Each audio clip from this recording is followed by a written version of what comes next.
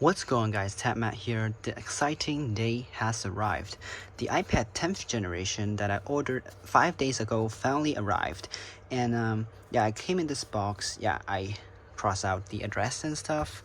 Yeah, it's interesting to see this new generation cheap iPad lineup that Apple decided to change the design that fits the other models of the iPad lineup. So from my prediction, in the near future, Apple will no longer came out with a Lightning port iPad.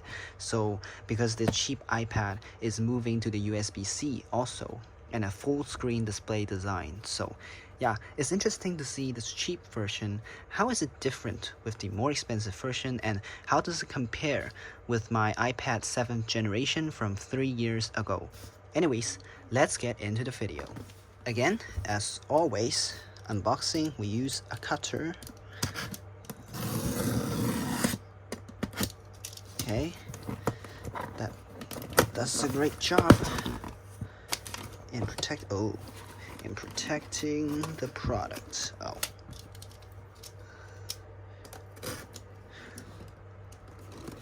So this iPad 10th generation comes with these Asus A14 Bionic chip. The reason why I choose this one but not the upper end, M1 or M2 iPads, is because I have the iPhone 14 Pro recording here, which is using the A16 Bionic chip, which is a really powerful chip. Of course, the phone itself is very expensive, so I think it really isn't that necessary for me to buy such an expensive and high-end iPad anymore, because I have a phone that has a great specs. So I could use this for gaming, 120 Hz display, the dynamic island and stuff. Yeah, I could just game on this phone. So if I buy an expensive phone, I would consider buying a more budget iPad to save more money for other purposes. So yeah, here it is. This is the silver version. The reason why I choose the silver version, the 64 gigabytes edition, is because the other colors just seem a little bit saturated. We have the pink color, we have the yellow color, and we have the blue color, in which I think these three colors just looks a bit saturated. And from Apple's previous design choice, the saturated colors usually represent cheap phones. Like you can see the iPhone XR series, the colors are so saturated.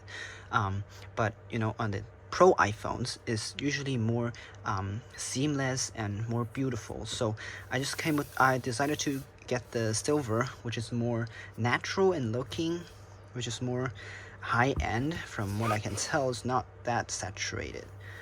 So here it is, 10.9 inches. I get the 64 gigabytes. So my iPad 9th generation is actually a 128 gigabyte edition, but I only uses like 40 gigs of storage. So this time around, I just go with 64 directly, because there's only two choice, 64 and 256, but 256 gigabyte edition is similar with the price of the 64 gigabyte iPad Air. So that is kind of a hard choice of choosing whether the 256 iPad 10 or the 64 iPad Air. So I just came with this. Okay, no decision has to be made, just this one directly.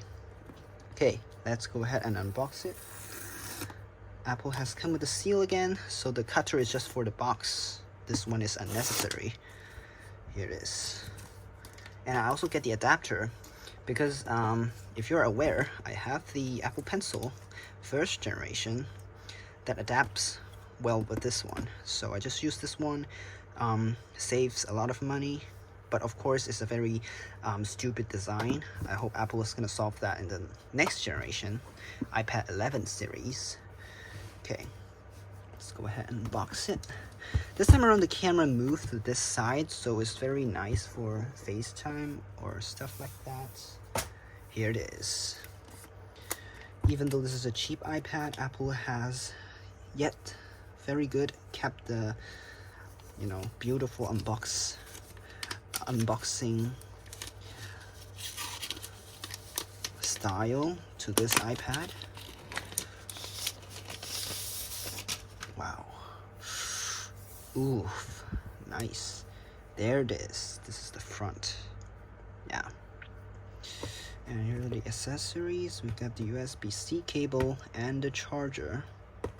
And I believe there is the menu and probably Apple stickers. Yes. Wow, huge one. This is like the largest one I've ever get in my life for an Apple product.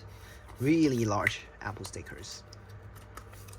Okay, anyways, let's directly move on to the iPad. So this is the first time I use an iPad with the full screen, so it's a good try. Let's go and switch it on.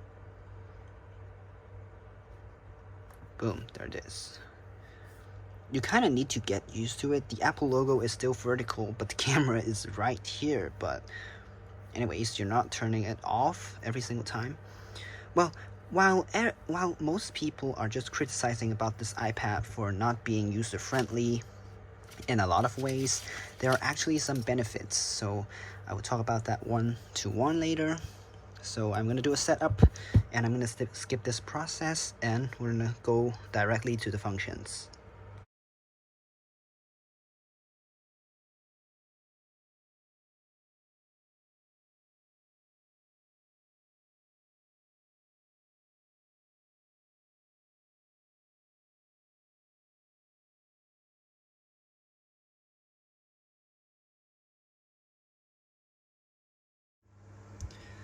Okay, so here it is. Finally, we did all the setup in just within 15 minutes. That it's pretty good. 15 minutes time, we set up all the things from the old iPad and move it here. So let me talk about some good things about this first. First of all, of course, very easily noticed, the camera of the front, the selfie camera, has been moved from here to here, which is the Apple's first time to do that. That means when you are sitting center and your face is facing the center of this tablet, the camera is centralized. And of course it also has the center stage, so if you are a little bit to the right side, a little bit to the left side, you could still the camera could still do adjustments, so you are facing center, you are situated center to the camera, which is a pretty good feature, I think, because we usually use laptops in the horizontal position. This is actually a great move, but I'd like to see how Apple changed that to the Pro models, of course, because those have the stickable Apple Pencil 2nd generation here. So yeah, let's see how they're gonna do it. And also the Apple the Touch ID is moved here, which is pretty nice. I mean, yeah, you get used to it when you use it. Yeah, it's very comfortable. And this thing has a very good battery life. This thing is using the A14 Bionic chip. Of course, is not the best chip Apple has ever made. We have the iPad Air with the M1 chip. We have the iPad Pros with M2 chip. But the A14 chip is not that behind, I would say. But with that optimization, A14 is not the best chip. This thing has one of the best battery lives on every iPad lineup currently selling in Apple's website.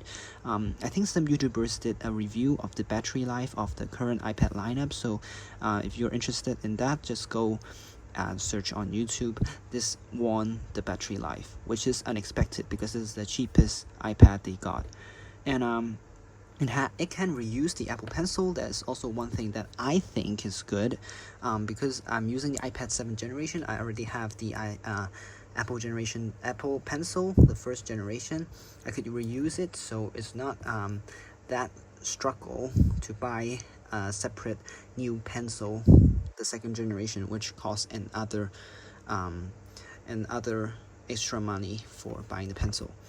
And it also has very good accessories, which I will mention later. I will also buy the keyboard and do the video of it.